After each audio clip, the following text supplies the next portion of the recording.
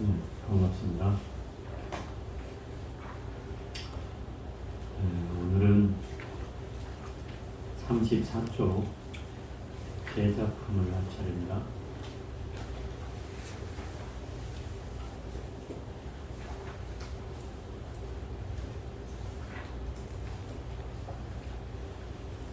이 유마거사가 병이 났다고 병을 냈잖아요. 자기 스스로 병을 내서 폐병을 일으켜서 만천하에 소문을 내고 있단 말이에요. 내가 지금 아프다. 그래서 천하에 있는 사람들이 왕이며 뭐 대신이며 마을 사람들이며 뭐 하여튼 성속을 불문하고 다 소문을 냈단 말이에요. 근데 사실 결정적으로는 물론 다른 사람들도 다 왕림하길 바라지만 부처님이 이 사실을 알게 하고 싶은 거죠. 그래서 마음을 일으켜요. 이 유마거사가. 부처님께서 내가 지금 아프다고 했으니 부처님도 아실 텐데 나한테 와서 위문을 해주지 않을까 하는 이제 생각을 일으킨 거죠. 그 생각을 부처님은 벌써 알았어. 그래서 이 제작품에는 당신이 직접 가지 않으시고 처음에 이제 제자들을 먼저 보낸다 이 말이에요. 그 제자들이 누구냐면 바로 10대 제자. 네. 제일 연장자 순으로 친다면 사리불이 제일 연장자고요. 그 다음에 목건년, 그 다음에 가석존자, 뭐 수보리, 뭐 부르나 가전년 뭐 등등 해가지고 이 나이 순으로 연장자 순으로 이제 보낸다 이 말이에요. 그런데 이 10명의 제자를 다 보내거든요. 라울라까지 다. 그럼에도 불구하고 전부 다 한사코 거절을 해요. 부처님 병문안 가라는데 핑계를 대고 못 가겠다고 한다 이 말이에요. 내가 부처님이었으면 가만히 안 뒀을 텐데 이 부처님은 너무 자애로우셔가지고 그래?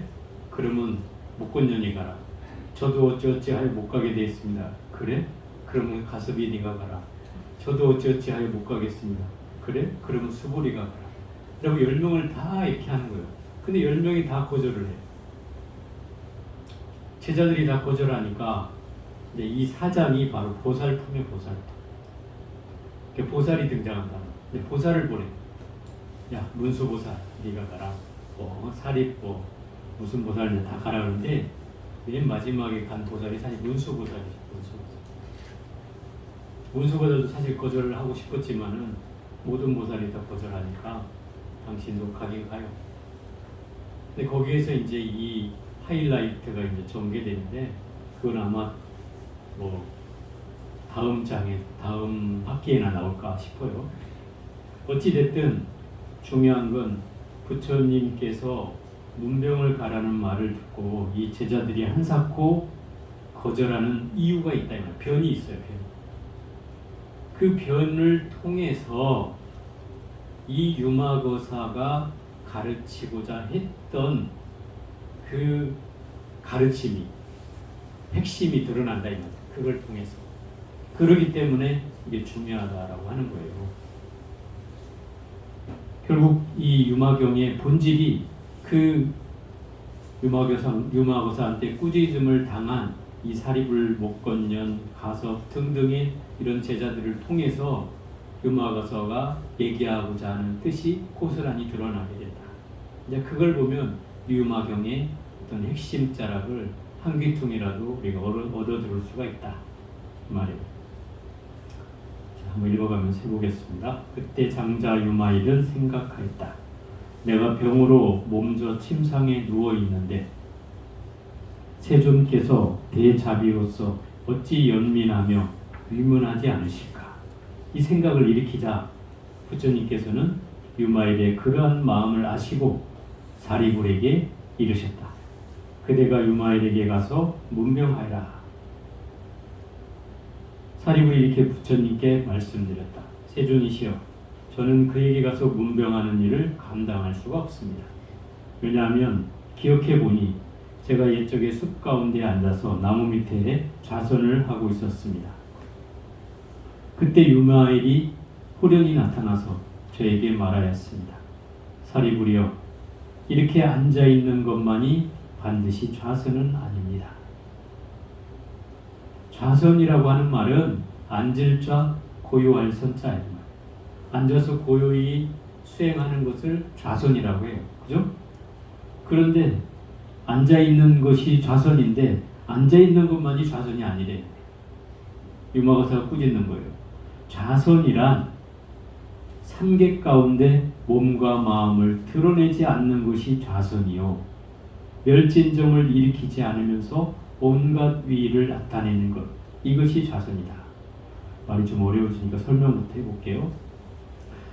삼계라고 하는 것은 욕계, 색계, 무색계를 말하죠. 그죠? 욕계는 욕심으로 이루어진 세상. 우리가 살고 있는 땅도 욕계에 속해요. 우리가 사바세계인 땅도 욕심으로 이루어졌으니까. 이것을 우리는 과거로 하면 탐해라는 말 하잖아요. 탐해. 그죠? 탐해라는 말은 어떤 말이에요? 탐은 내가 많이 가지고 있는데 더 갖고 싶어 하는 마음이 탐이고, 네? 그게 탐이죠. 있는데 더 갖고 싶어 하는 마음이죠. 또 애라고 하는 말은 부족한 걸 채우려는 마음이다. 없는 것을 채우려고 하는 거예요. 그래서 우리가 일명 이것을 가래라고 하죠. 가래. 뭔가 그리워하는 마음. 예를 들어서 뭐 애정결핍이다. 이러면 애정결핍은 뭔가 없는 걸 채우려는 마음이잖아요. 이건 애에 해당하죠. 그죠? 근데 우리가 뭐 쇼핑을 하는데 저거 막 사고 싶어. 근데 실제로 보면 거의 있는 거야. 있는데 좀 더 좋은 것이 나와서 사고 싶어. 이런 마음은 탐이다, 이 말이다. 그래서 탐해라는 말에는 이 부족함을 채우려는 마음과 있는 것을 더 가지려는 마음이 이 두 개가 합쳐진 말이다. 그런 세계가 바로 욕망으로 이루어진 욕계다, 이 말이야. 욕계. 또 색계는 물질로 이루어진 세상을 색계라고 해요. 물질로만 이루어졌는데 이 물질이라는 것 속에는 뭔가 우리가 사람이 그걸 보고 기억하고 뭐 지식으로 분별할 수 있는 세계, 그런 세계를 색계라고 해요. 눈으로 보여지는 것을 보고 아 좋다 나쁘다 하고 뭐 하는 이런 세계죠. 그런 세계를 이 색계라고 해요. 물질로 이루어진 세계. 또 마지막 그 세 번째는 무색계. 무색계는 물질이 없는 세계. 물질이 없는 세계니까 뭐가 있다는 거예요? 정신만이 있는 세계, 마음만이 있는 세계. 그러니까 뭐 그 마음만이 있다는 것은 마음으로 다 이루어진다는 뜻이에요. 생각으로 일으키면 생각으로 다 이루어지는 그런 곳이에요. 보통 우리 천상 세계가 그렇잖아요. 이 색계는 천상에서도 제일 높은 하늘을 말한다. 그러면 원래 좌선이라는 것은 보통 이제 성문이나 영각, 저 소승에서 얘기하는 수행자들은 주로 어디서 정진했어요? 나무의 숲속에서 주로 정진했다고. 그죠? 왜 거기서 정진해요? 조용한 장소이기 때문에 그렇다고. 몸을 숨겨서 정진하고자 했다 이 말이에요. 왜 숨겨요? 드러나면 뭔가 정진에 방해되는 요소가 생기기 때문에 그것을 감춤으로 해서 뭔가를 정진을 하고자 했다는 거예요. 그런데 여기서는 뭐라고 얘기하냐면 숲속에 감추는 것뿐만 아니라 삼계에 드러내지 않는 것을, 삼계의 몸과 마음을 드러내지 않는 걸 좌선이라고 합니다. 삼계라는 건 욕계, 색계, 무색계. 그러니까 이 지상뿐만 아니라 저 천상계까지 몸을 드러내지 않는 것이 실제 좌선이다. 이 말은 무슨 말이에요? 마음에 어떤 욕망도 일어나지 않는 걸 말하는 거죠. 어떤 지적인 아르마리도 없는 걸 말하는 거죠. 마음에 홀리는 것도 없는 걸 말하는 거죠. 거기에 걸리지 않는 걸 좌선이라 한다 이 말이에요. 그게 참다운 좌선이라는 거죠. 또 멸진정을 일으키지 않으면서 온갖 위를 나타내는 것. 이 멸진정은 한문으로 멸정이라고 되어 있는데 멸진정을 줄인 말이죠. 이 멸진정이 뭐냐면 부처님의 수행 단계 가운데에 부처님의 그 수행을 부차재정이라고 해서 그 1선정, 2선정, 3선정, 4선정, 다음에 5선정, 6선정, 7선정, 8선정, 9선정까지 있어요. 부처님의 수행 단계를 9선정까지를 오르내려 가지고 수행을 정리하셨어요. 깨달음을 정리할 때 이때 제일 마지막 단계 9단계를 올라간 수행 단계를 멸진정의 단계라고 해요. 그럼 이 멸정이라고 하는 말은 최고의 수행 단계를 말하는 거죠. 부처님의 최고의 깨달음을 얻은 수행 단계. 그 최고의 깨달음의 수행 단계를 굳이 일으키지 않고도 뭐예요? 온갖 위의를 나타내는 것. 그것이 바로 좌선이다. 그 얘기는 무슨 얘기냐면 최고의 깨달음을 얻는다는 것은 위의로 친다면 최고의 위의죠. 말하자면. 그잖아요? 최상의 깨달음을 얻는 상태를 위의라는 건 뭐예요? 그 모습, 자태 이런 걸 위의라고 한단 말이에요. 그러니까 수행하고 있는 최고의 모습으로만 봐도 어때요? 그게 최고의 자태죠. 그런데 굳이 그것까지 일으키지 않고도 위의를 나타낼 수 있는 것이 좌선이라는 거예요. 그러면 그 얘기는 무슨 얘기냐면 내가 평상시에 수행하는 걸로도 그 위의가 나타나는 것이라는 거예요. 굳이 어렵지 않게 해도 위의가 나타나야 된다는 거죠. 또 이것이 도법을 버리지 않으면서도 모든 범부의 일을 나타내는 것이 좌선이다. 도법이라는 것은 깨달음의 가르침, 깨달음의 가르침을 버리지 않으면서도 범부의 일을 나타내는 것. 범부의 일은 뭐예요? 범부의 일은 늘 끊임없이 번뇌하고 그저 괴로워하고 하는 게 범부잖아요. 그러면 이 얘기는 뭐예요? 깨달음 속에 있더라도 중생의 번뇌와 괴로움을 없애지 않는다 이 소리예요. 무슨 말이에요 이게? 네? 번뇌와 괴로움을 없애지 않고도 깨달음을 추구한다 이 말이에요. 이 얘기를 다시 얘기해 볼게요. 이 유마경은 유심정토를 얘기한다고 했어요. 그죠? 마음을 일으킨 것이 이미 깨달음이고 마음을 일으키는 순간이 정토예요. 그죠? 마음이 탁해지면 예토고 마음이 탁해지면 지옥을 가는 거예요. 마음이 깨끗하면 그 불국토가 되는 거고. 그죠? 그럼 이 마음 한번 돌이키는 것이 결국 깨달음을 담보하는 일인 거죠. 그죠? 여기에서 이렇게 얘기하는 거예요. 소승불교나 부처님 당시의 아함경이나 이런 경전에서는 번뇌를 끊어야 깨달음을 이룰 수 있다 이렇게 얘기했단 말이에요. 네? 그죠? 이렇게 얘기했어. 우리도 그렇게 배웠고. 그런데 이 유마경에서 뭐라고 하냐면 야 번뇌를 언제 끊어? 번뇌 그 자체가 보리야. 무슨 소리 하고 있어? 이렇게 얘기하고 있단 말이에요. 번뇌 끊을 필요 없어. 너 중생이 번뇌 가지고 있잖아. 번뇌 임 자체가 그게 보리야. 왜 그걸 끊어? 자, 이걸 한번 다시 한번 이렇게 얘기해 볼게요. 중생과 부처가 있어요. 중생과 부처가 현상적으로는 엄청난 차이가 있어요. 그죠? 현상적으로 부처님과 내가 구분이 되잖아요. 그런데 본질적으로 보면 똑같아요. 중생과 부처가 차별이 없다고 그랬어요. 그죠? 화엄경에도 얘기하고 차별이 없대. 뭐가 차별이 없다는 거예요? 그 불성을 가지고 있다는 사실에 차별이 없다는 거죠. 그 마음으로서 차별이 없다는 거예요. 본질적으로는. 그죠? 그러면 번뇌의 성품은 뭐예요? 번뇌의 성품. 번뇌의 성품이 있어요? 여러분 번뇌가 어디서 나와요? 네? 마음에서 나와요? 그렇죠. 마음에서 나오죠. 그럼 마음의 본질이 뭐냐 말이에요. 그러면 마음의 본질. 네?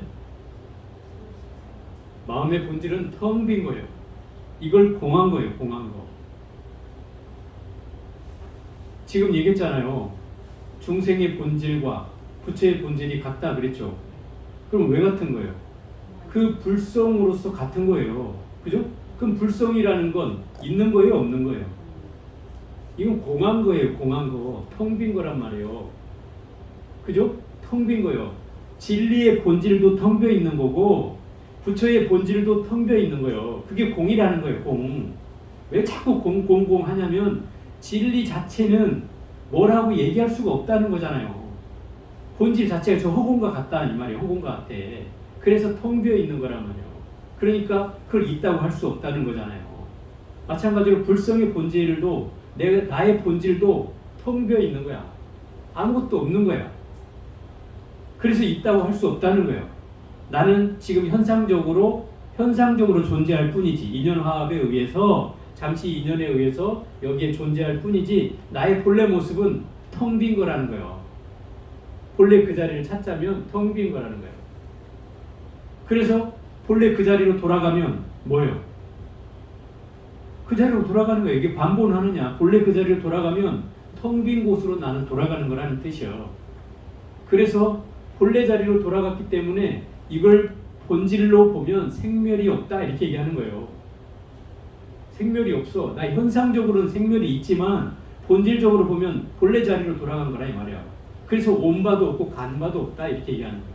우리가 이 본질과 현상을 잘 구분해서 들어야 돼. 그러니까 번뇌가 깨달음이라는 건 번뇌의 성품이 텅 비어 있는 데서 나오기 때문에 그 텅 빈 성품과 보리의 성품은 꽉 차 있어요?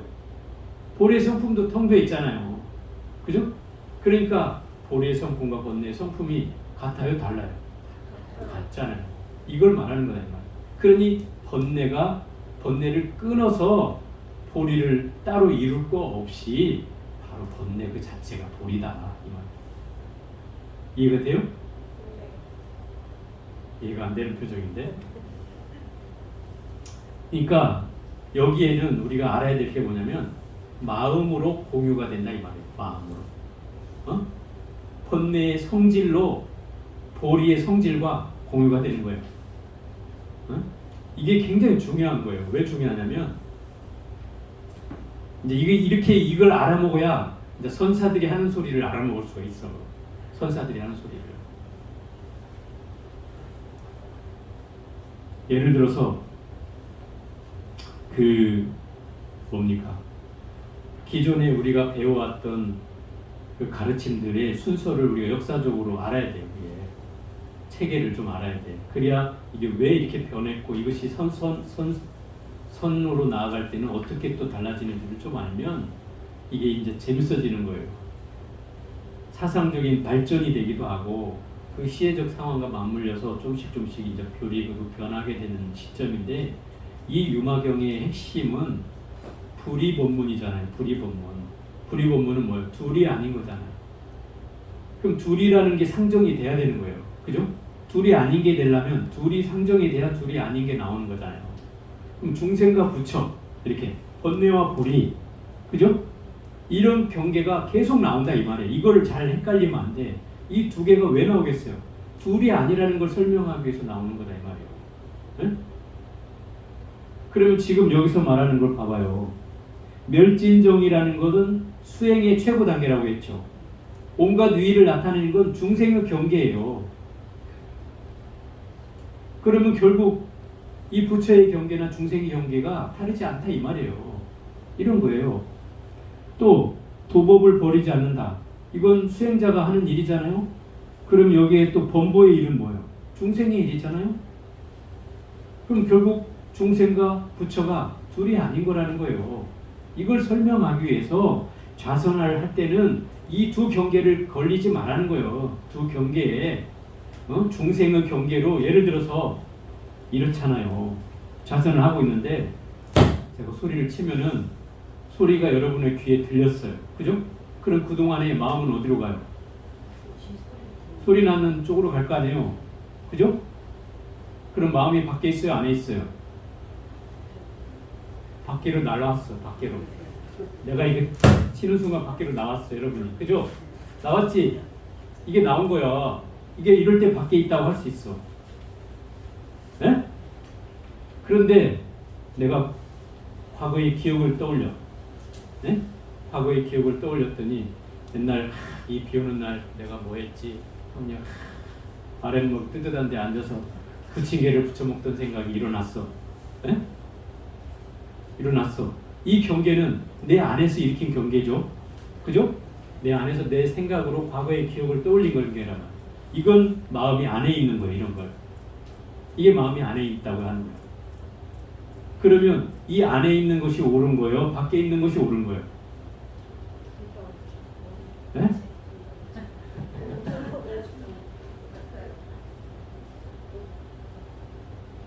무슨 얘기냐면 여기에서 말하는 마음이 안에 있지도 않고 밖에 있지도 않다는 말을 얘기하려고 하는 거예요. 내가 이렇게 쳐서 여러분이 따라 나오면 그 마음은 지금 밖에 있는 거예요. 응? 그런데 안의 경계로 끊임없이 아까 붙인 게 생각하면서 과거를 기억했다고 하면 이건 마음이 지금 안에 있는 거예요. 그러면 안에 있지도 않고 밖에 있지도 않으려면 어떻게 해야 되냐 말이에요. 네? 가만히 있어야 돼? 내가 이렇게 딱 쳐도 귀가 따라가지 않아야지. 네? 걸리지 않아야지 소리에. 또 안의 경계가 일으켜져도 거기에 끌려가지 않아야죠. 그게 안에 있지도 않고 밖에 있지도 않는 거예요. 이해가 돼요? 소리가 나도 그 소리에 끌려가지 않는다 이 말이에요.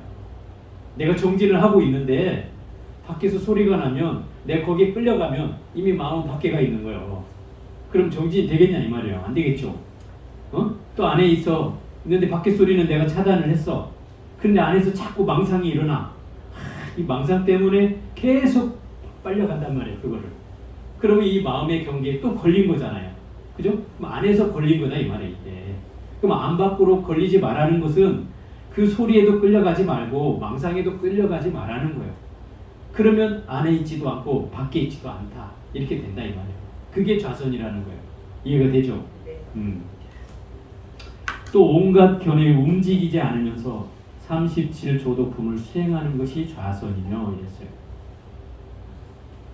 온갖 견해에 움직이지 않는다라고 하는 것은 온갖 견해는 모든 견해를 일으키는 걸 말해요. 예를 들어서 모든 견해라고 하면 눈으로, 귀로, 코로, 혀로, 생각으로 이렇게 분별하는 것들, 색성향 밀초법을 분별하는 그 모든 것, 그 모든 견해를 다 있어도 거기에도 움직이지 않으면서 37조도품을 수행하는 것, 그것이 좌선이다. 결국 이 얘기는 무슨 얘기냐면 그 생각이 일으켜지는 것을 없애고서 수행을 하는 것이 아니라 그 생각 자체 속에서 수행을 한다 이 소리야. 되게 어려운 말 같죠? 그러니까 그 망견에도 망견이 있는 그 자체로 수행을 한다 이 소리예요. 번뇌 즉 보리다 이 말이에요. 번뇌를 끊고 뭘 하겠다는 게 아니고 번뇌 그 자체로 보리를 얻듯이 여기도 그 얘기다 이 말이에요. 모든 견해를 놓고서 그 견해를 쳐다보면서 수행을 37조도품을 수행하는 것이다. 37조도품이 37가지의 깨달음을 얻는 수행 방법이라고 했죠. 저는 했어요. 따로 설명하지 않을게요. 번뇌를 끊지 않고서도 열반에 드는 것입니다. 이 말이 그 말이잖아요. 번뇌를 끊어서 열반에 드는 게 아니라 번뇌를 끊지 않고서도 열반에 든다 이 말이에요. 이것이 바로 번뇌 즉 보리다 이 말이에요. 이해가 되죠? 네. 번뇌와 보리가 왜 같은지는 이해가 되죠? 그럼 결국 우리는 공성으로 똑같이 들어간다는 뜻이에요. 번뇌 자체로도 공성이 있고 깨달음 자체에도 공성이 있어. 그 공성으로서 서로가 공유가 된다 이 소리죠. 번뇌의 공성도 텅 비어 있고 또 깨달음의 공성도 텅 비어 있어요. 그 자리로 같이 공유되기 때문에 그것을 우리는 좌선이라고 할 수 있다. 이렇게 좌선할 수 있다면 부처님께서 인가하실 일입니다. 인가라는 것은 깨달았다고 증명해 주겠다는 뜻이에요. 부처님이. 세존이시여 그때 저는 이러한 말을 듣고 말문이 막혀 대답할 수가 없었습니다. 그러니 제가 그에게 가서 문명하는 일을 감당할 수 없습니다. 이 사리불이 누구예요? 지혜 제일 아니에요. 지혜가 제일인 분인데 이 법문 앞에서 아무 말도 못했다는 거예요. 금화거사한테. 부처님께서는 대목권년에게 이르셨습니다. 사리불이 못 간다 하니까 다음 타자 대목권년한테 이르는 거죠. 이 목권년이라는 말은 원래 그 인도말로 하면 목갈라나를 음사하니까 목권년이라고 하는 것이고 이걸 줄여서 우리는 목련이라고 하죠. 목련존자. 그대가 유마엘에게 가서 문병하여라. 목건년이 부처님께 말씀드렸다. 세존이시여 저는 그에게 가서 문병하는 일을 감당할 수 없습니다. 왜냐하면 기억해보니 제가 이쪽에 비아리 대성에 들어가 거리에서 모든 거사들을 위해 법을 설하고 있었는데 그때 유마엘이 저에게 와서 말하였습니다. 대목건년이요 백이 거사를 위하여 설법할 때는 당신처럼 그렇게 해서는 안 됩니다. 안 된대. 설법하고 있는데 와서 참견을 하는 거예요. 이 백이 거사라는 말은 하얀 옷을 입은 사람을 말하는데 하얀 옷을 입은 사람은 그때 당시에 제가자를 말한다. 제가자는 그때 하얀 옷을 입었대요. 그 저기 동남아시아 가면 지금도 처음 출가한 사람에게 하얀 옷을 입혀요. 머리를 깎고 태국 같은 데는 막 눈썹도 밀고 이렇게 해갖고 이제 하얀 옷을 입혀요. 원래 이제 제가자에게는 원래 백의를 입혔대요. 처음에는. 설법이란 마땅히 여법하게 설해야 합니다. 법답게 설해야 합니다. 법에는 중생이 없으니 이 진리에는 중생이 없겠죠. 당연히 중생이 없으니 중생의 허물을 떠났기 때문이요. 법에는 나가 없으니 나라는 허물을 떠났기 때문이요. 법에는 수명이 없으니 생사를 떠났기 때문이요. 또 법에는 인이 없으니 전후가 끊어졌기 때문입니다. 뭔가 좀 낯이 익지 않아요? 이 중생이 없다는 말은 금강경에서 얘기하는 중생상을 말하는 거예요. 중생상이 없다는 말은 중생의 허물을 떠났기 때문이고 법에는 나가 없으니 이건 아상을 떠났다는 얘기예요. 아상이 없으니 나라는 허물을 떠났기 때문이요. 법에는 수명이 없으니 이건 수자상이 없으니 생사를 떠났기 때문이요. 법에는 인상이 없으니 전후가 끊어졌기 때문이다. 결국 인상이라는 것은 무슨 얘기냐면 제가 이거를 해석할 때 그 개별적인 나라고 했어요. 개별적인 나. 인상이. 개별적인 나는 다른 사람과 구별되는 나라는 그 개성이 있다 이 말이에요. 근데 이것이 나한테 결국 윤회할 때 똑같이 윤회가 되는 것이 아니라 나의 개별적인 나가 또 다음 생에는 또 다른 개별적인 나가 생겨난다는 거죠. 제가 그래서 그 얘기를 했잖아요. 그 영혼이라는 게 윤회를 하는 주체라고 우리는 알고 있지만 실상은 영혼이라는 것은 불교에서는 없어요. 이거를 잘 알아야 돼요. 착각을 우리가 하는데 영가라는 말을 우리가 하니까 영가는 그러면 영혼이 아닙니까? 우리가 제사 지내면 그 영혼이 와서 훈식을 하고 하는 거 아닙니까? 이렇게들 알고 있잖아요, 다. 근데 부처님은 분명히 경전에서 그렇게 표현해놨어요. 무작자, 유업보다 이렇게 놨어요. 작자는 없고 업보만이 있다. 그럼 무슨 말이에요? 지은 자는 없고 업보만 남는다. 그러면 나한테 다음 생에 넘어가는 그 주체라는 게 뭡니까? 주체가 있으니까 윤회할 거 아닙니까? 우리 이렇게 얘기하잖아요. 근데 우리는 무아라고 얘기한단 말이에요. 그죠? 무아라고 하니까 무아라는 거예요. 나라는 실상이 없다는 거 아니에요. 그러면 나라는 주체가 없는데 어떻게 영혼이 있을 수 있냐 이 말이죠. 그죠? 영혼은 없는 거예요. 불교에서 말하는 영혼은. 그런데 여기서 다음 생을 넘어가는 그럼 뭐가 넘어갑니까?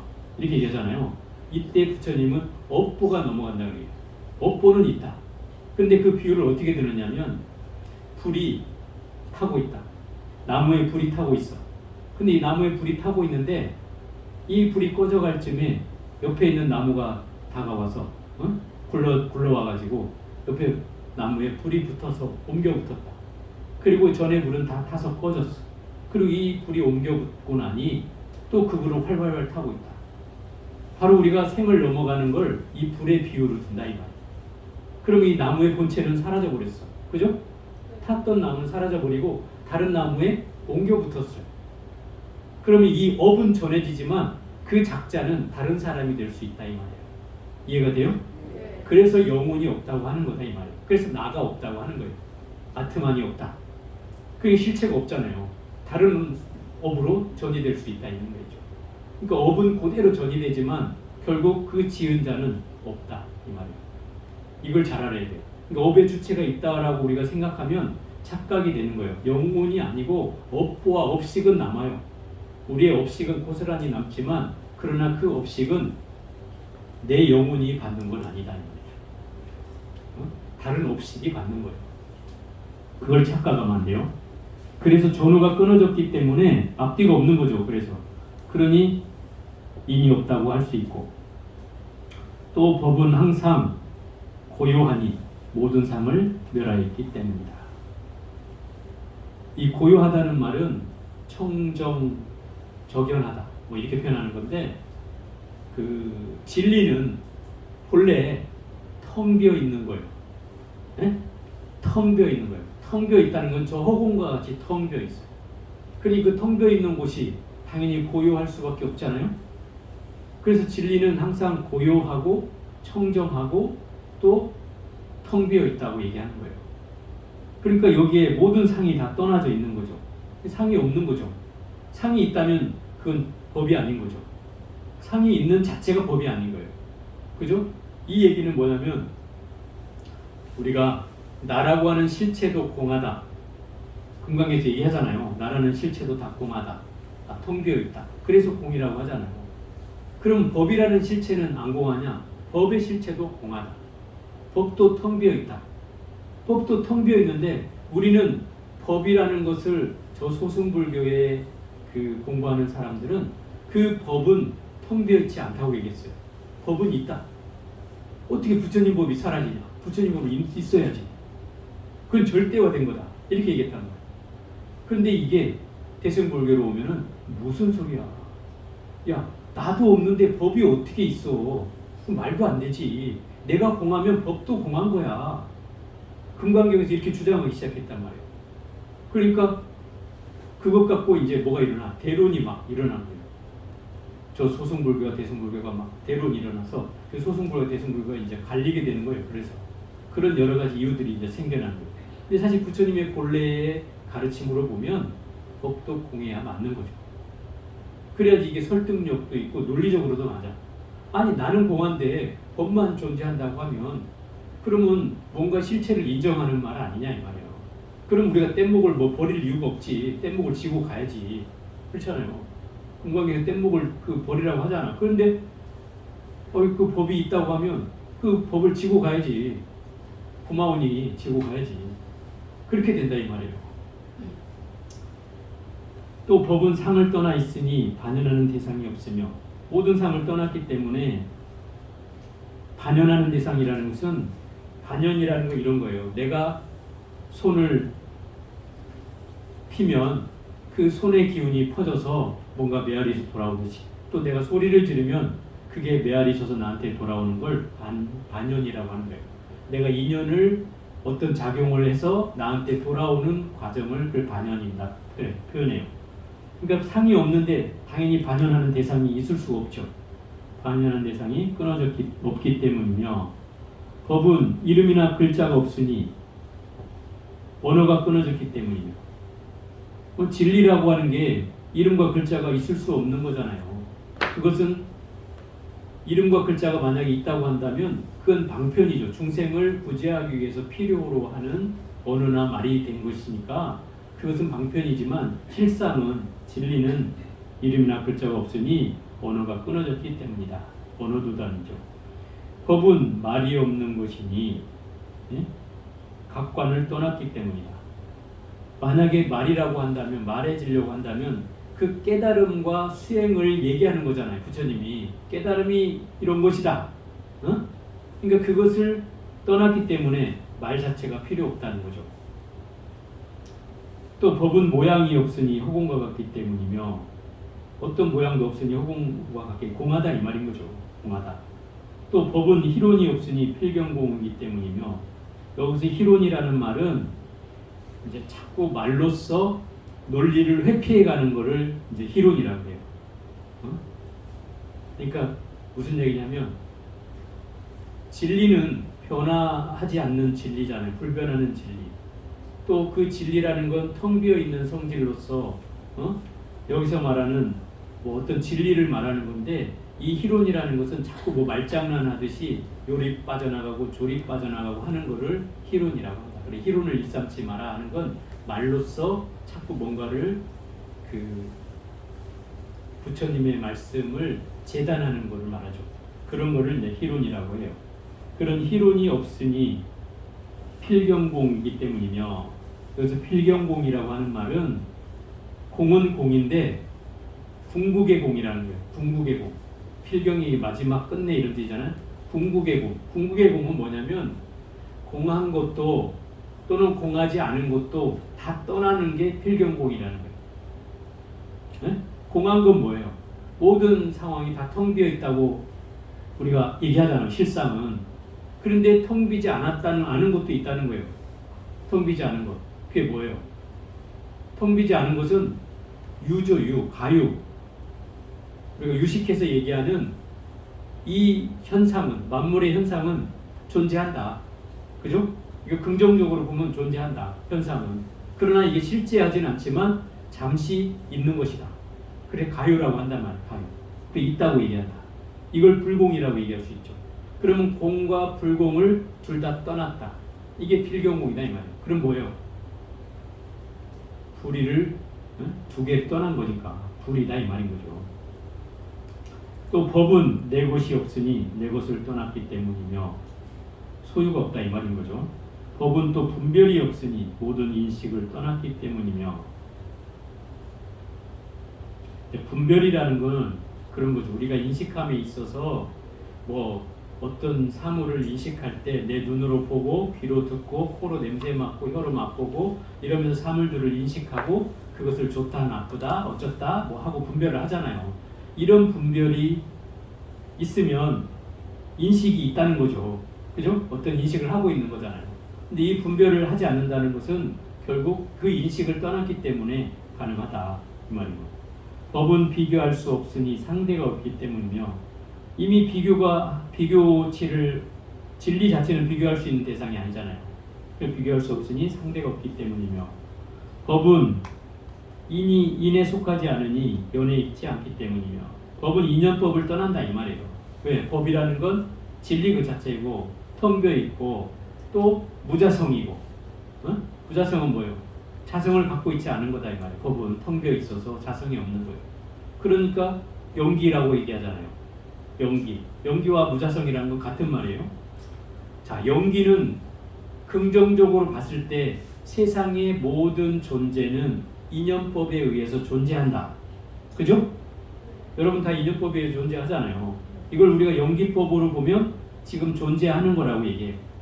그런데 이 존재는 인연에 의해서 잠시 모여있을 뿐이기 때문에 그걸 우리는 존재한다고 얘기하는 것이고, 그 인연이 흩어지면 그건 존재하지 않는다라고 얘기하는 거죠. 죽은 거죠. 그죠? 그러면 그때는 이미 무자성으로 돌아가는 거다 이 말이에요. 본래 자리로.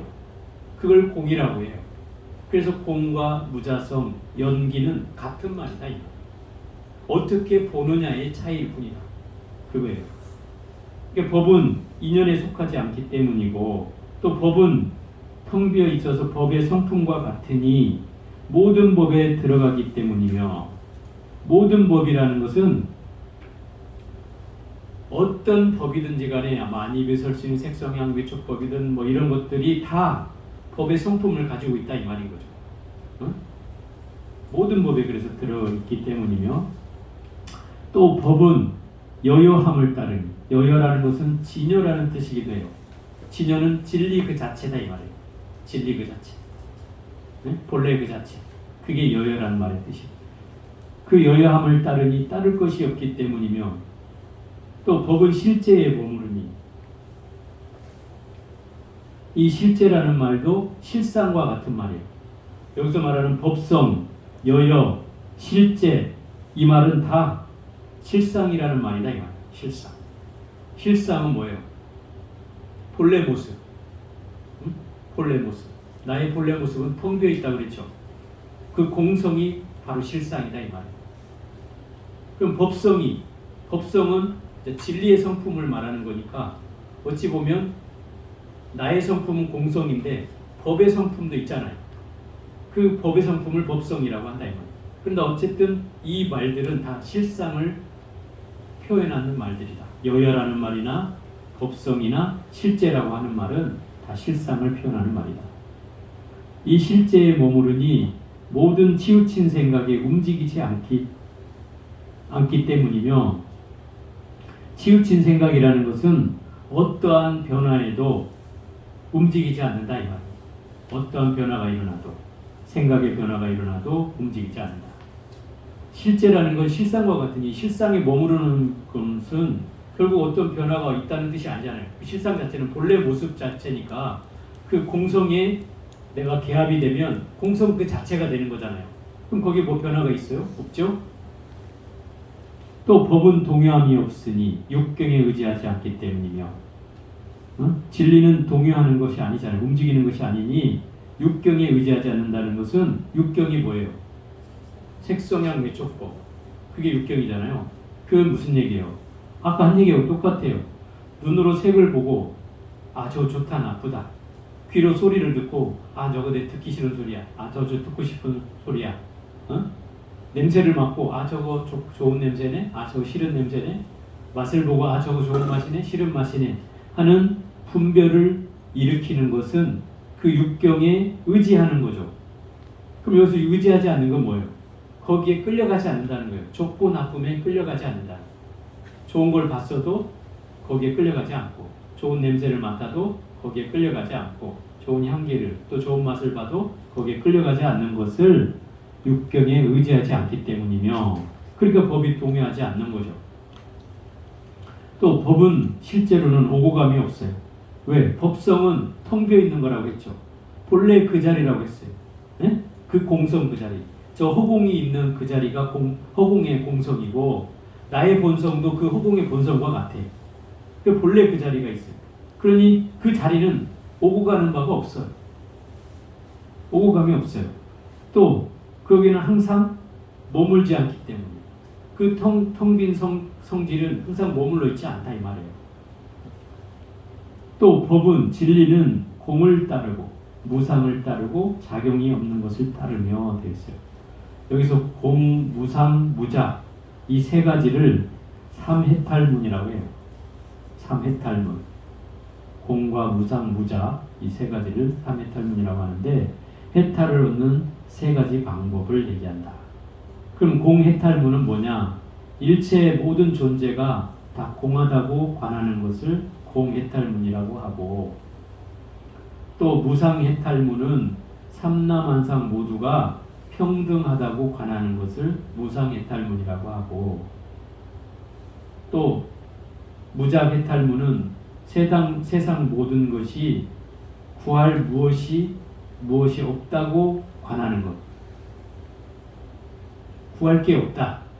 구할 게 없다고 관하는 것이 바로 무작해탈문이다. 결국 해탈을 얻기 위해서 이 세 가지를 얻어야 되는데, 그 세 가지에 따른다. 이 말은 법은 결국은 공하고 평등하고 별로 지을 것도 없고 구할 것도 없는 그런 경계에 있는 것이 바로 법이다 이 말이죠. 또 법은 아름다움과 추함을 떠났으며 미추를 떠났다 이 말인 거죠. 그 다음에 법은 더함과 덜함이 없으며, 이것은 그 말이죠. 우리 반야신경에 보면 부중불감. 네? 부중불감이 뭐예요? 늘어나는 것도 아니고 줄어드는 것도 아닙니다. 이렇게 얘기하잖아요. 그 말이 나올 때 불생불멸, 불구부정, 부중불감 이렇게 하죠. 제법은 공하여서 생한 바도 없고 멸하는 바도 없고 더럽지도 않고 깨끗하지도 않으며 늘어나지도 않고 줄지도 않습니다. 무엇이 그렇다는 거예요? 공이 그렇다는 거예요. 진리 그 자체가. 진리 그 자체가 그렇다는 거예요. 그래서 늘어나거나 줄지도 않고 이 말이고요. 또 생멸이 없다는 말이 바로 불생불멸이라는 뜻이죠. 생하는 바도 없고 멸하는 바도 없고 또 돌아갈 바도 없어요. 본래 그 자리이기 때문에 굳이 돌아갈 바도 없어요. 법은 안이비설신을 초월하여 그러니까 눈으로, 귀로, 코로, 혀로, 몸으로, 생각으로 분별하는 이 경계를 초월했다 이 말이에요. 진리 자체는. 우리가 눈으로 보고 색을 일으키는 경계, 귀로 소리를 듣고 좋다 나쁘다를 일으킨 경계를 이미 넘어섰다 이 말이에요. 왜? 거기로부터 자유로워졌다 이 말인 거죠. 자유로워졌잖아요. 또 법은 높고 낮음이 없어요. 평등하다는 거죠. 어디에도 걸림이 없기 때문에 높고 낮음이 없고, 또 법은 항상 머물러서 움직이지 않으며, 진리 그 자체는 변함이 없어요. 항상 머물러 상주해서 어디에도 불변하는 것이 바로 법이다. 또 법은 일체의 관행을 떠난다. 모든 관법과 수행을 떠났습니다. 그 진리 자체이기 때문에 대목건년이여, 법상은 이 법의 모습은 이와 같은데 어찌 설할 수 있겠습니까?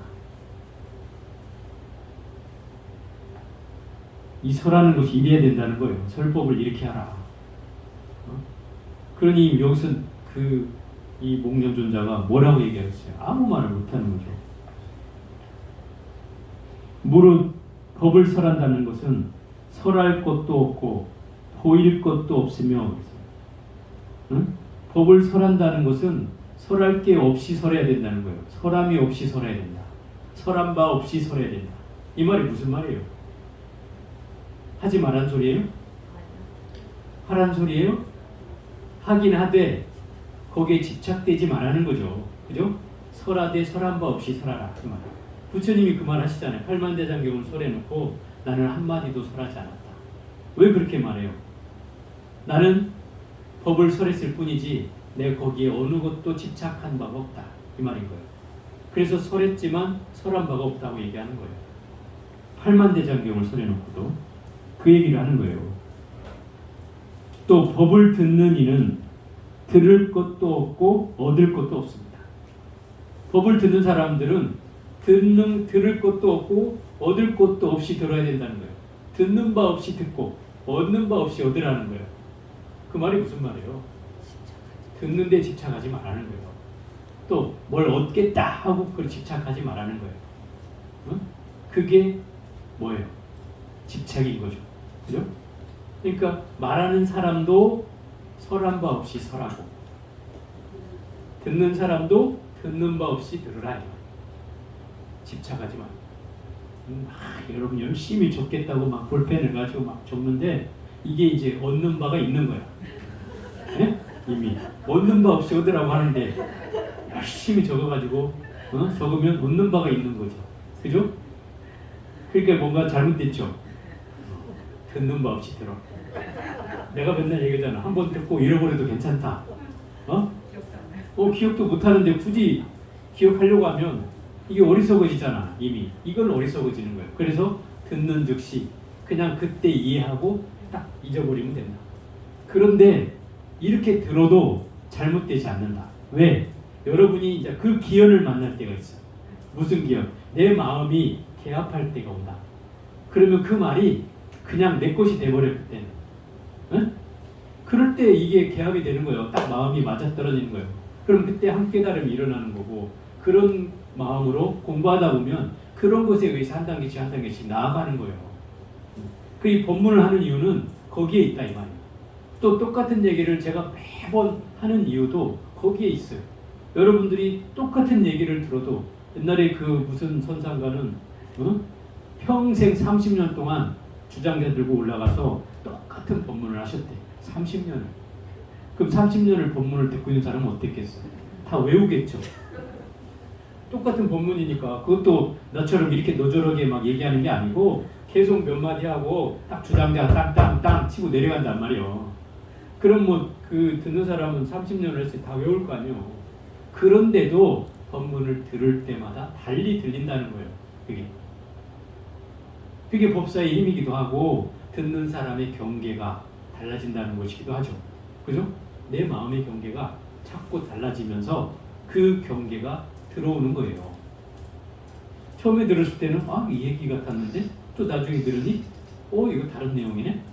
또 그 다음에 들으니 이런 생각도 있었어? 이런 맛도 있어? 이런 기프도 있어? 이렇게 해서 자기의 이해가 내 마음의 경계에 따라서 바꿔져 간다는 거죠. 또 달리 들리게 된다는 거예요. 비유하자면 마치 마술사가 마술로 만든 꼭두각시를 위해서 법을 설하듯이 마땅히 이러한 뜻을 세워 법을 설해야 합니다. 그러니까 뭔가 집착하지 않고 우리가 꼭두각시 인형을 세우고 이렇게 뭡니까 그 뭐라고 인형극인가? 이렇게 줄로 잡아가지고 뭐 애들한테 뭐 옛날에 보여줬잖아요. 요즘은 그거 하면 에이 저거 줄로 하는지 다 알아 이렇게 하지만 옛날에는 그 뭐 입으로 막 그 말소리 흉내내면서 하면 어렸을 땐 동심으로 돌아가서 막 진짜 상황극을 막 그 자기 현실처럼 이해하잖아요. 이제 그런 것처럼 집착 없이 설하라 이 말이에요. 마땅히 중생의 근기가 예리하고 두남이 있음을 알아서 그 지견에서 어떠한 것에도 걸림이 없어야 하며, 이 말은 중생의 근기는 예리하다는 건 상근기를 말하고 두남이 있다는 것은 하근기를 말한다 이 말이에요. 그럼 상근기하고 하근기가 무슨 얘기냐면 상근기는 당연히 부처님 말씀을 잘 알아듣는 사람이죠. 그죠? 그래서 온각경에서 나오잖아. 상근기한테는 환을 아는 것이 깨달음이다. 방편도 필요 없고 뭐 다시 점차로 수행할 필요도 없다. 분명히 이렇게 3장에서 얘기해놓고 뒤에 가서는 막 오만 막 방편을 다 얘기하잖아. 수행 방법에 25가지가 있고 이거를 차례차례 어떻게 닦아야 되고 3개를 하나씩도 닦아야 되고 2개를 하나씩도 닦아야 되고 막 설명을 한다. 거기서는 또 방편이 필요하대. 또 점차가 있대. 그러면 이 얘기는 중생의 근기의 차별이 있다는 거죠. 상근기에게는 이런 가르침을 설하고 하근기에게는 이런 가르침을 설한다 이 말이에요. 그런데도 거기에 걸리지 않는다는 거죠. 예를 들어서 저도 어떤 때는 이제 답답할 때가 있긴 해요. 내가 설명을 하는 것을 충분하게 알아듣지 않았다고 생각이 될 때 자꾸 답답해져요. 그러면 자꾸 그걸 뭔가를 더 설명해야 되잖아요. 자꾸 설명하다 보면 어떤 때 더 못 알아들으면 내 스스로한테도 화가 나기도 하고 또 여러분한테 화가 나기도 한다 이 말이에요. 이건 뭔가 근기한테 걸려있다는 뜻이잖아요. 그죠? 그 얘기요. 걸려있는데 부처님은 이런 차별이 없다 이 말이에요. 이 유마거사가 설법을 하는 사람은 이런 근기에 걸리지 말아야 된다는 거예요. 그 사람이 못 알아듣든 잘 알아듣든 거기에 걸림없이 행해져야 된다는 거예요. 그래서 못 알아듣는 사람한테는 잘 알아듣도록 충분히 설명하고 알아듣는 사람한테는 훨씬 더 깊은 이해 이치를 전해서 어떤 것에도 걸리지 말아야 된다는 거죠. 큰 자비심으로 대승을 찬탄하여 부처님의 은혜에 보답하고자 염원하여 삼보가 끊어지지 않게 한 뒤에야 설법해야 합니다. 큰 자비심으로, 큰 자비심이 뭐예요? 대자비는 큰 깨달음을 얻어서 중생을 구제하겠다는 그 원력을 세우는 게 큰 자비심이죠. 이 대승법이 바로 상구보리 하와중생 하는 거잖아요. 위로는 깨달음을 구하고 아래는 중생을 구제하겠다. 그런 가르침을 부처님 은혜에 보답하고자, 상구보리 하와중생 하는 마음으로 부처님 은혜에 보답하고자 염원하여 삼보가 끊어지지 않게 한 뒤에 설법해야 된다. 삼보가 뭐예요? 불법승 삼보를 말하죠. 삼보가 끊어지지 않게 한다는 건 뭐예요? 불법이 계속 이어지게 해야 된다 이 말인 거죠. 그럼 불법을 이어지게 하려면 누가 그 법을 이어야 돼요? 네? 불법승 삼보가 정상적으로 존재하게 해야 된다 이 말이에요. 그래야 그 삼보가 끊어지지 않는 거죠. 그럼 불법승 삼보가 정상적으로 전해지려면 이미 부처님과 부처님 가르침은 이미 정해져 있고 승보만이 변화무쌍하다 이 말이에요. 그래서 이 승보를 제대로 세워서 이 승보의 역할이 중생을 제도하고 중생에게 법을 전하는 일을 게을리하지 말아야 된다는 뜻이기도 한 거예요. 이게 그 말은 왜냐하면 이 소승의 법에 대한 것에서 이 대승불교가 나왔다고 했잖아요. 그 핵심이 뭐냐면 수행자 집단이 부처님 법을 배워서 자기들을 깨닫고 자기들이 그 교리를 가지고 서로 격론하고 토론하는 것을 일삼을 뿐 학문적으로 발전하는 건 엄청나게 발전해요. 학문적으로는. 그렇지만 정작 중생을 외면하고 중생 제도를 하지 않은 결과로 결국 이 대승불교가 태동하게 됐다 이 말이에요. 그러면 이 대승불교의 입장에서는 당연히 중생구제를 외면하는 승보에 대해서 비판을 해야 될 거 아니에요. 그래서 결국 이런 말들이 나오는 이유다 이 말이에요. 삼보에 대한 얘기, 또 중생구제에 대한 얘기가 반드시 나오잖아요. 유마일이 이 법을 설할 적에 800명 거사들이 모두 안욕 따라 삼약 삼보리심을 냈습니다. 깨달은 그 보리심을 내었다 이 말이에요. 그런데 저는 여기에 대해 한마디 하지 못했습니다. 그러므로 저는 그에게 가서 문병하는 일을 감당할 수 없습니다. 부처님께서 대가섭에게 이르셨다. 그대가 유마일에게 가서 문병하라. 가섭이 부처님께 말씀드렸다. 세존이시여, 저는 그에게 가서 문병하는 일을 감당할 수 없습니다. 왜냐하면 기억해보니 제가 이쪽에 어느 가난한 마을에서 걸식을 하고 있었을 때 유마일이 저에게 와서 말하였습니다. 이 가섭은 두타 제일 가섭존자예요. 두타라고 하는 말은 고행을 제일 잘했다고 하는 말이에요. 사실 불가에서 왜 고행이 웬 말이냐 하겠지만 어쨌든 이 가섭은 원래 그 귀족인가 왕자인가 그랬어요. 그 출신 성분이.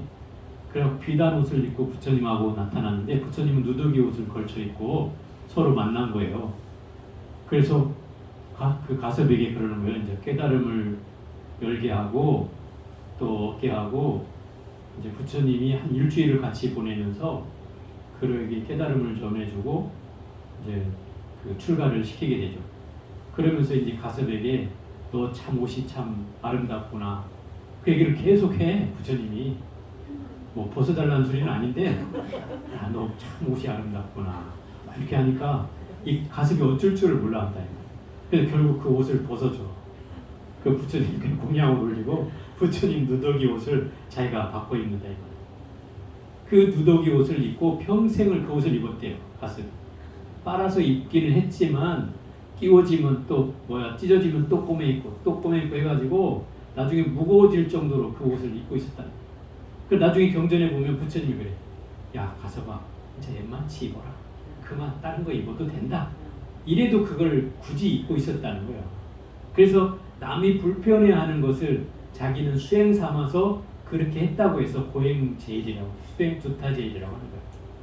그래서 그 옷으로 한 벌로 평생을 살았고, 또 걸식을 할 때도 여기와 관련된 얘기지만 제일 가난한 집에 가서 바로를 들고 가서 공양을 얻어오는 거예요. 제일 가난한 집에 찾아가. 항상. 그러니까 제일 가난한 집에 가면 당연히 먹을 게 척박할 거 아니에요. 그런 척박한 음식을 매일 먹고 살았다는 거예요. 그게 이런 거예요. 그러니까 이 유마거사가 부처님이 왜 차례대로 칠가식을 하라고 한 줄 아느냐. 왜 그런 거예요? 부잣집이든 가난한 집이든 가리지 말고 복을 지을 기회를 주라는 거죠. 그죠? 너는 이미 가난한 집에 대한 상을 가졌다. 어찌 그러고서 걸식이라고 할 수 있느냐. 이런 거죠. 그죠? 그 말이 맞는 거잖아요. 그러니까 이 가섭도 아무 말도 못하게 되는 거예요. 그런 것 때문에. 대가섭이여, 자비심은 있으나 넓고 크지 못해서 이같이 부잣집을 버리고 가난한 집만 가서 걸식을 합니다. 가섭이여, 평등한 법에 몰로 마땅히 차례대로 걸식을 해야 합니다. 7집을 돌아서 차례대로 해야 됩니다. 그리고 먹는다는 생각 없이 걸식을 해야 하며 화합상을 깨트리기 위해서 마땅히 주먹밥을 먹어야 하며, 화합상이라는 것은 내가 화합한다는 생각, 화합한다는 그 상, 그것을 화합했다는 상이라는 것도 이게 상은 상이잖아요. 그 상을 깨트리기 위해서 결국 타파하기 위해서 주먹밥을 먹으면 주먹밥이 깨지겠죠. 그죠? 화합상을 깨트리기 위해서 주먹밥을 먹었다는 거예요. 받는 바 없이 그 밥을 받아야 하며 사람이 없는 텅 빈 마을이라 생각하고 마을에 들어가야 합니다. 그러니까 집착도 없이 들어가야 된다 이 말이에요. 여기에 사람이 많으니 여기서 내가 맛있는 음식을 얻어가야지 하는 생각을 하지 말라는 거죠. 형상을 보아도 장님과 같이, 이거 색을 보아도 장님과 같이 보라는 거예요.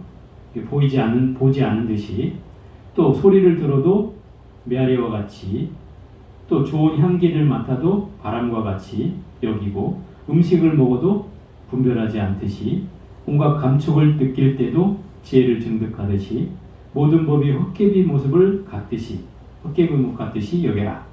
이 말은 색, 성, 향, 미, 촉, 법 이 6가지 경계에 걸리지 마라 이 소리예요. 그죠? 색소향 미촉법이죠. 자성도 없고 타성도 없으면 자성이 없으면 당연히 타성도 없죠. 본래부터 스스로 그렇게 된 것이 아니니 지금이라도 따로 멸할 게 없습니다. 가섭이여 만약 능히 8가지 삿된 도를 버리지 않고도 팔해탈에 들며 8가지 삿된 도라는 것은 8가지의 삿된 법을 말하는데 8정도를 반대로 얘기한 거예요. 팔사법은. 그러면 바르게 보는 것의 반대는 삿되게 보는 거죠. 또 바르게 말하는 것의 반대는 삿되게 말하는 거고 또 삿된 생활을 하는 거고 삿된 업을 갖는 거고 또 삿된 정진을 하는 거고 삿된 선정을 하는 거고 삿된 지혜를 얻는 거. 이게 팔사법이에요. 그 도를 잘못된 법을 버리지 않고도 팔해탈에 든다 이 말이에요. 이미 버리고 드는 건 이건 소승법이라는 거예요. 번뇌를 끊고 보리를 얻는 게 아니라고 했잖아요. 그죠? 번뇌 그 자체가 보리이듯이 이것도 삿된 도를 가진 채 해탈을 든다 이 말. 8가지 해탈에 들며 삿된 모습으로 정법에 들어가며 지금 다 계속 이렇게 나오는 거죠. 번뇌인 채로 깨달음을 얻으며 그죠? 삿된 모습으로 정법에 들어가며 한 끼의 밥으로 모든 중생에게 베풀며 한 끼의 밥밖에 없는데 이걸 모든 중생에게 베푼대요. 모든 부처님과 온갖 성현에게 공양한 뒤에야 먹습니다. 이처럼 먹는 사람이 뭐예요? 이렇게 걸식다운 걸식을 하는 사람은 번뇌가 있지도 않고 번뇌를 떠난 것도 아니고 번뇌가 있지도 않지만 그렇다고 번뇌를 떠난 것도 아니에요. 어디에도 걸리지 않는다는 거죠. 이게 불이라는 거예요. 불이. 번뇌가 있는데도 걸리지 않고 없어도 걸리지 않는다 이 말이에요. 선정에 드는 것도 아니고 선정에 나온 것도 아니에요. 응? 선정에 들어있는 것도 아니고 선정에 나온 것도 아니에요. 그럼 선정에 드는 것에 걸리지도 않고 나온 것에도 걸리지 않는다 이 말이에요. 세간에 머무르지도 않으며 열반에 머무르지도 않고 그죠? 세간에 머무르는 것에 걸리지도 않으며 열반에 머무르는데도 걸리지 않는다 이 말이죠. 이렇게 베푸는 사람은 큰 복에도 걸리지 않고 작은 복에도 걸리지 않으며 이익이 되는 것도 걸리지 않고 손해가 되는 것도 걸리지 않으며 이것이 바르게 불도에 들어가는 것입니다. 그래서 성문에 의지하지 않는 것입니다. 이 소승법에 의지하지 않는다 이 말이에요. 가섭이여 이와 같이 걸식답게 먹는다면 시주에 베푼 음식을 헛되이 먹었다 하지 않습니다. 이렇게 먹어야 제대로 먹었다고 할 수 있다 이 말이에요. 그때 저는 이 말을 듣고서 일찍이 들어본 적 없는 가르침을 얻어서 모든 보살에게 깊이 공경하는 마음을 일으키고 다시 이러한 생각을 하였습니다. 제가에 있으면서도 유마보살을 말하는 거예요. 제가에 있으면서도 변제와 이 말제주와 지혜가 이와 같거늘 그 누가 이러한 법을 듣고서 안육따라 삼맥삼보리심을 보리심을 내지 않는 자가 있겠는가. 제가 이렇게 생각하고 나서 이때부터 다시는 성문과 벽지불의 행을 권하지 않았습니다. 그때부터 이 법문을 하지 않았다는 거예요. 그러므로 저는 그에게 가서 문병하는 일을 감당할 수 없습니다. 결국 사리불은 뭐예요? 좌선에 대해서 법문을 하다가 좌선을 이렇게 하면 안 된다고 해서 또 한 방 먹었고 또 목건녀는 뭐예요? 뭐였죠? 설법에 대해서 설법을 하고 있다가 유마일이 나타나서 설법은 그렇게 설해서는 안 된다 해서 또 설법을 이렇게 설하라고 얘기하고 또 가섭은 걸식에 대해서 가난한 집만 걸식하다가 이 유마거사한테 왜 가난한 집만 차별하느냐 부자는 부자와 가난한 자를 차별하는 이 마음이 잘못됐다라고 하는 거죠. 그죠? 이게 불의에서 하나에 떨어지는 거죠. 하나의 경계에 떨어진 거죠. 불의는 부자에도 걸리지 않고 가난한 자에도 걸리지 않는 거예요. 그게 불의다 말이에요. 그러면 결국 좌선이든 설법이든 또 걸식이든 불의의 경계에서 떨어지지 않아야 된다는 거예요. 그 불의의 법문을 하고 있는 것이다 이 말이에요. 이게 좋은 것과 나쁜 것에 걸리지 마라. 부처와 중생의 경계에도 걸리지 말고 번뇌와 보리의 경계에도 걸리지 말고 또는 번뇌를 벗어나서 보리를 추구하지도 마라 이 소리예요. 번뇌를 벗어나려고 하면 이미 그것이 잘못됐다는 거예요. 이게 불이니까 아니라는 거예요. 둘이 아닌 경계는 이 두 가지 경계가 하나가 되는 경계를 말하는 거다. 그럼 번뇌가 바로 보리인 경계지 번뇌를 끊고 보리인 경계가 아니라는 거죠. 중생과 부처가 한 경계라는 거예요. 이것을 잊어서는 안 된다는 거예요. 이게 유마경에서 얘기하고 있는 말의 핵심이에요. 불의의 핵심을 얘기하고 있는 것이다. 온갖 경우에서 얘기하는 이 불의의 내용을 더 현실적으로 적용해서 훨씬 더 쉽게 만들어주고 있는 거죠.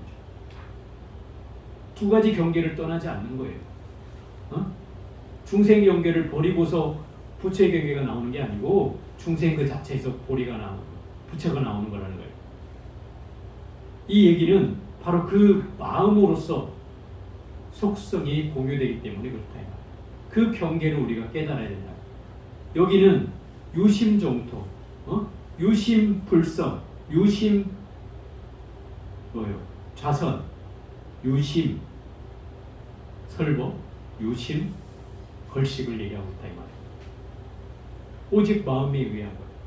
그 마음이라면 여기서는 망병통치하게 이 유마경에서.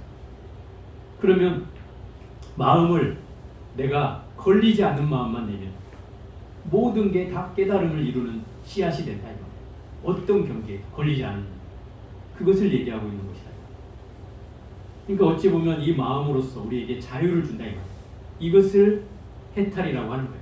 마음이 어떤 경계에도 머물게 하지 않는다. 벗어나게 해준다. 자유자재하게 해준다. 이 말이에요. 그게 해탈이에요.